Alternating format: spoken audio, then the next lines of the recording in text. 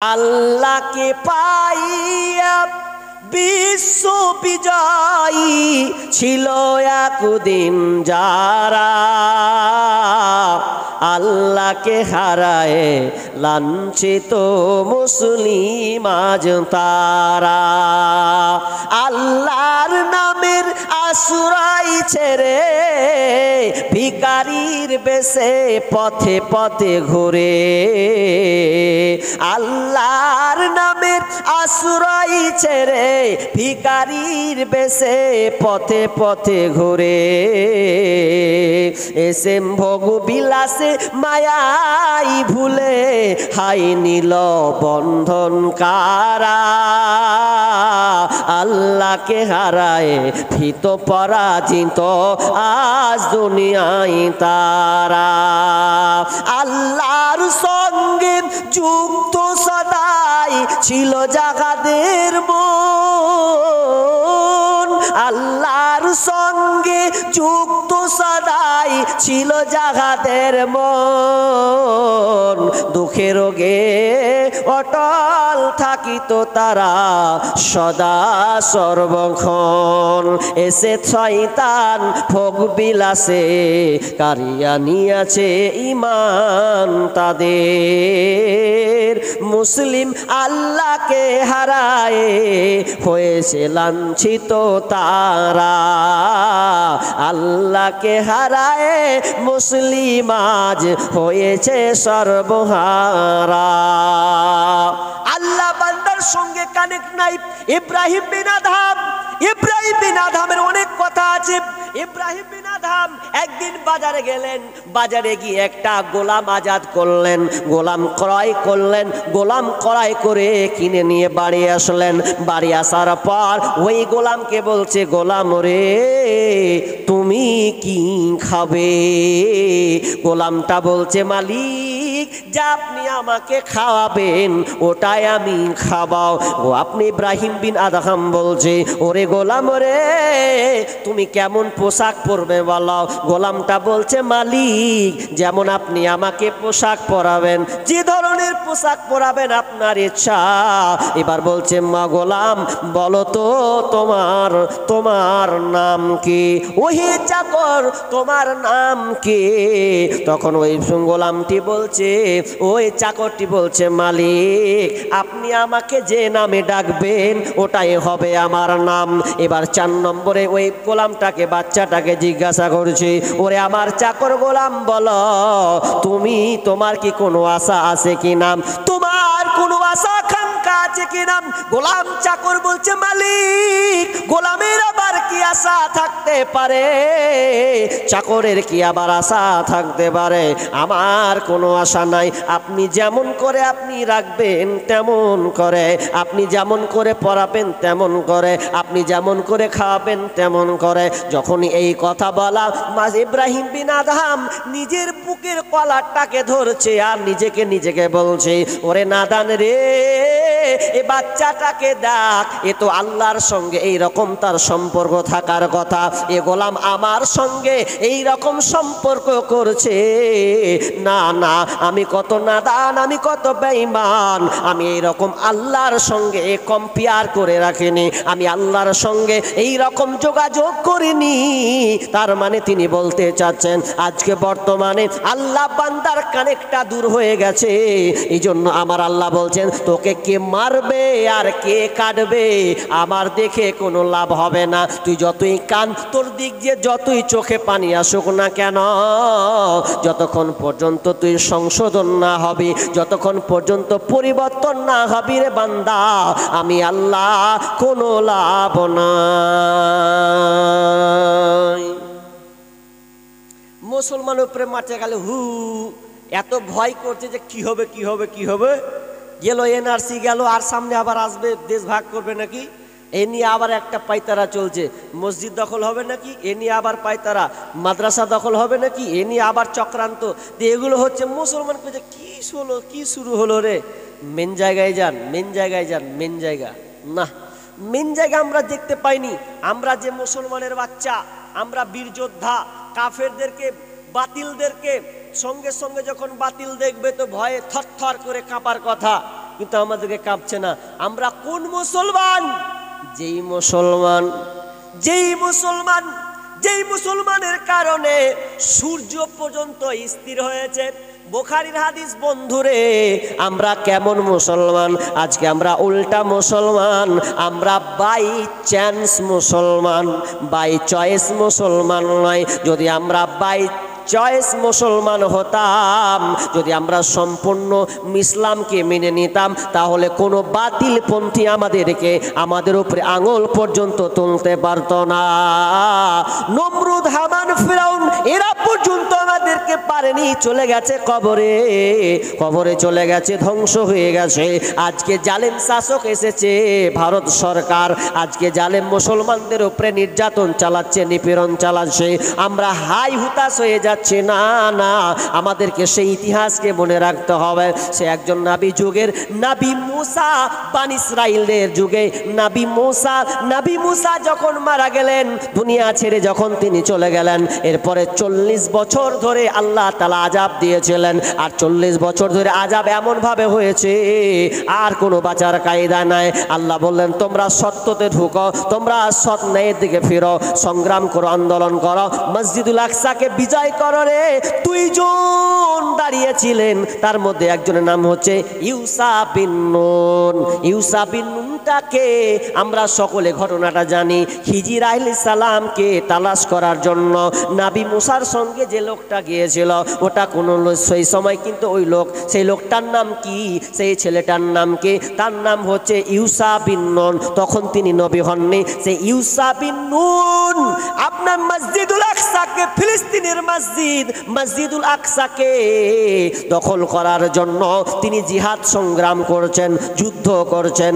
এমন সময়, সেই সময় একটা সময় ছিল শুক্রবার যেমন সূর্য ডুবলেই শনিবার, আর শনিবার হলে সমস্ত যুদ্ধ বন্ধ, যুদ্ধ করা যাবে না। কিন্তু এমন সময় তারা বিজয় লাভ করবে। ইউসা বিন নুন আল্লাহর কাছে দোয়া করতে লাগলেন, মাবুদ, হে আমার রব, আমরা জিহাদ করছি, আমরা যুদ্ধে নেমেছি, শেষ পর্যায়ে আমরা চলেছি, একটু পরে আমরা মসজিদুল আকসাকে দখল করে নেব, ফিলিস্তিনের মসজিদুল আকসাকে আমরা কবজায় করে নেব।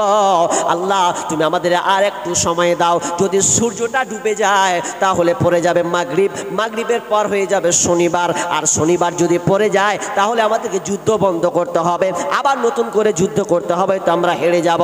কিন্তু মাবুদ রে, যতক্ষণ পর্যন্ত আমরা যুদ্ধে সাকসেস না হচ্ছে, ততক্ষণ পর্যন্ত এই সূর্যটাকে আল্লাহ তুমি থামিয়ে দাও। সূর্য যেন আর এদিক ওদিক না হয়, পুরো সূর্যটাকে স্থির করে দাও। আল্লাহ সুবহানাহু ওয়া তাআলা সাত আসমান থেকে ইউসা বিন নুনের দোয়া কবুল করলেন। যখনই তিনি দোয়া করলেন, সঙ্গে সঙ্গে আল্লাহ তাআলা সূর্যকে স্থির করে দিলেন, স্তব্ধ করে দিলেন, আর নড়াচড়া নয়। যতক্ষণ পর্যন্ত যখন বিজয় ঘোষণা হলো, মসজিদুল আকসা যখন তাদের হাতের কাপচারে হলো, তখন সন্ধ্যা ঘনিয়ে গেল। লিল্লাহে তাকবীর। এই রকম মুসলমান হতে হবে, যেই মুসলমানের দুয়াতে, যেই নবীর দুয়াতে সূর্য স্থির। আজকে বিজয় হবে, বিজয় করবো ইনশাআল্লাহ সুনিশ্চিত। এইরকম আমাদের মুসলমানের বাচ্চা হতে হবে। কি আমাদের ভয়, কেমন আমাদের ডর? আমরা ভয় খাচ্ছি কেন? আমরা নিজেরাই কোরআন এবং হাদিস থেকে অনেক দূরে সরে গেছি। উমর রাদিয়াল্লাহু তাআলা আনহু, তিনি তখনও আমিরুল মুমিনিন হননি, খলিফা হননি। তার আগে মোতার একটা যুদ্ধ, এই মোতার যুদ্ধে আল্লাহ রাসূল মন খারাপ করে বসে আছে, কি হবে? আরে মোতার যুদ্ধে কাফেরদের সৈন্য তো 1.5 লাখ, আমরা তো মাত্র 10,000। 1.5 লাখ মানুষকে আমরা, 1.5 লাখ এই কাফেরকে কিভাবে আমরা পরাস্ত করব?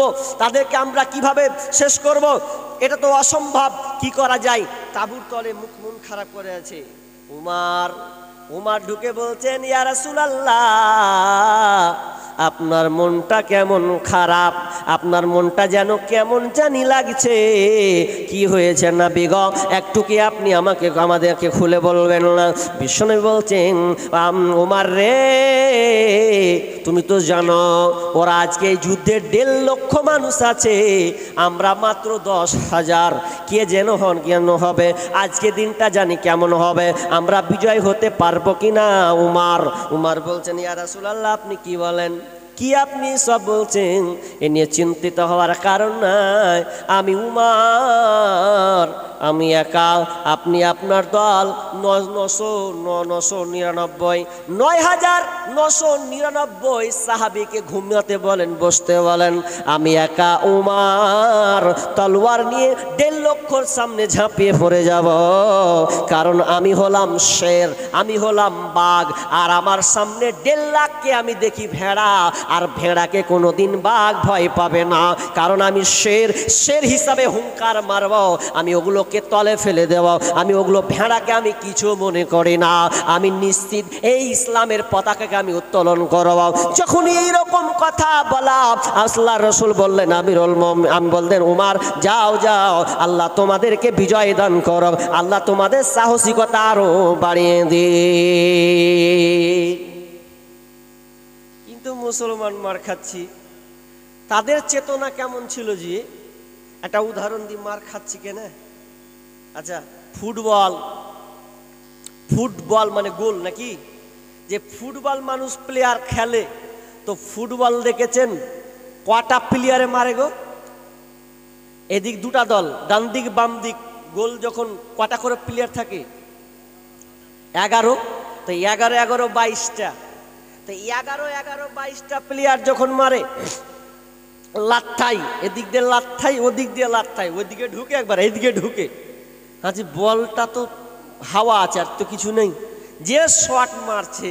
তো একটা ছেলে মন খারাপ করছে, হ্যাঁ বলটা কি ক্ষতি করলে?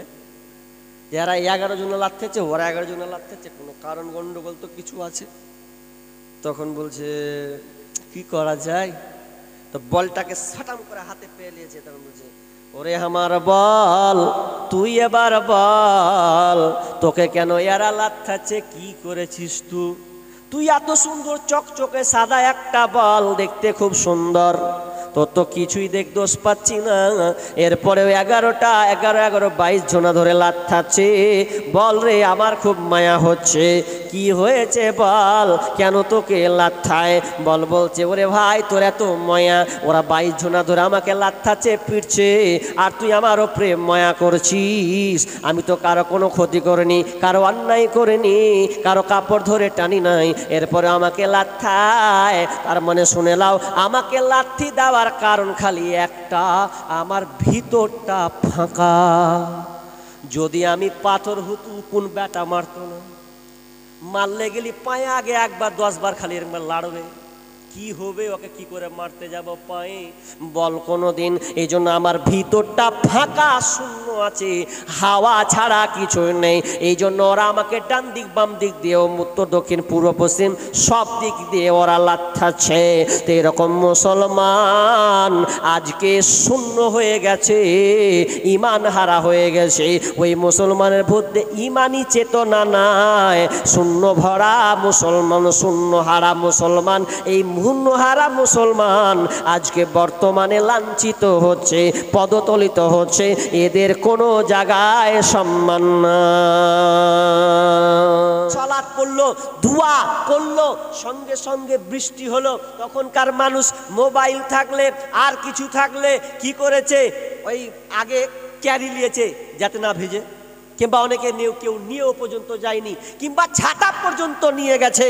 কিন্তু আজ বর্তমানে দেখেন 2-1 বছর 3 বছর 4 বছর ধরে জায়গা জায়গা অনাবৃষ্টি, মানে বৃষ্টি নাই, রোদ গরম, এরপরও ইস্তিসকার সালাত হচ্ছে, নামাজ হচ্ছে, কিন্তু দোয়া কবুল হচ্ছে না,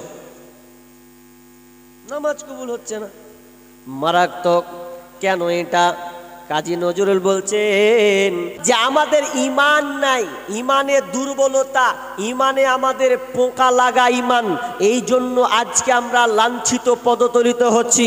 বলেন তো, সাহাবীদেরকে যে প্রশ্ন করা হতো, সাহাবীদেরকে বলা হতো, হে তোমরা কি মানো? এক কথায় উত্তর, কোরআনে যা আছে তা মানি, কোরআনে যা আছে তা মানি। তো কোরআনে কি আছে? আমরা যা করি তাই কোরআনে আছে। আচ্ছা, ওই প্রশ্নটা যদি আমরা যতটি মুসলমান এখানে বসে আছি, ভাই বসে আছি, একই প্রশ্ন যদি আমি আপনাদেরকে বলি, তোমরা কি করো, কি মেনে চলো, আচ্ছা বুকে হাত দিয়ে বলবেন কোরআনে যা আছে তা করি, কি বলেন? হবে? হবে না। আচ্ছা যদি বলেন যে কোরআনে আছে তা করি, তো তোমরা কি করো? কোরআনে যা আছে তা করি, এটা বুক ফুলিয়ে বলতে পারবেন? জি না। বলবেন কি করে? আমরা মুসলমান ভাই ভাই দ্বন্দ্ব, মারামারি, এমন মারামারি করছি। একটা উদাহরণ পড়ছিলাম একটা বইয়ে, উদাহরণটা চমক উদাহরণ দিয়েছে। উদাহরণটা কি জানেন? যে কুড়হল বুঝেন? কুড়হল কি করে? কাঠুরি কি করে? কাঠ তৈরি করে, বা কাঠকে কেটে দেয়, বা আপনার লকড়ি তৈরি করে। এই তো কুড়হলের কয়টা দিক আছে বলেন তো? এই যন্ত্র কয়টা? এর দুইটা দিক আছে। কটা বললাম ভাই? দুইটা। কুড়হলের দুইটা দিক আছে।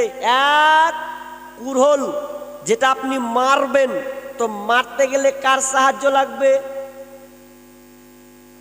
তক্তার কোনো লাঠি লাগবে না গো, ডাল তো লাগবে, বাঁশ বলেন আর আপনি ওই গাছের ডাল বলেন, ওটা দিতে হবে না? দিতে হবে না?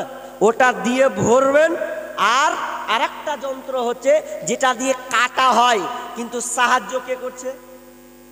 হাজি ওয়ারজাত ভাই ওই পে সাহায্য করছে লকড়ি করার লেগে। ভালো করে বুঝেন, কুড়হলটা কত সুন্দর উদাহরণ। যে ওই সাহায্য করছে যখন মারছে, তো সাহায্যটা কার মাধ্যমে লিছে? ওই কাঠের মাধ্যমে লিছে। কাঠ কি মারছে? তো আমাদের মুসলমানের হালাতটা ওই রকম। আমরা নিজে মুসলমান ভাই ভাইকে চিনলাম না, খালি ইলেকশন হতে দেন, ভোটের বেলা একটা ভাই যদি তৃণমূলে যায় আর একটা যদি কংগ্রেসে যায়, ও খালি বলবে ফ্যামিলিটিকে হামাকে দিবি, ও কবে হামাকে দিবি। আচ্ছা দু ভাই যদি দুধকে চলে যায়, একটা পত্রিকাতে পড়ছিলাম যে দুটা বেটা, একটা মায়ের দুটা বেটা, দুই দল। তো দুই দলের মাকে বলছে, মা গে তুই হাঁকে ভোট দিবি? ও বলছে না গে মা তুই হাঁকে ভোট দিবি। মা ভেজালে পড়ে গেছে, কোন বেটাকে ভোট দিব তাহলে এবার আমি? কঠিন জ্বালা। এ করতে করতে তো বলছে, শালা তোর মুখ ভেঙে দেবো, আমার বা হামাকে দিবে। বলছে তোরও মুখ ভেঙে দিব বা হামাকে হার মা দিবে। ই করতে করতে করতে করতে লাগলো দু ভাইয়ের মারপিট। আর মারপিট করতে করতে করতে করতে করতে করতে করতে করতে করতে করতে করতে এক পর্যায়ে দেখলাম মায়ের মাথায় একবারই পড়লো। আর মায়ের যখন পড়লো, মা সঙ্গে সঙ্গে মারা গেল। দেখেন তো, এই ভোটের কারণে মা পৃথিবী ছেড়ে চলে গেল।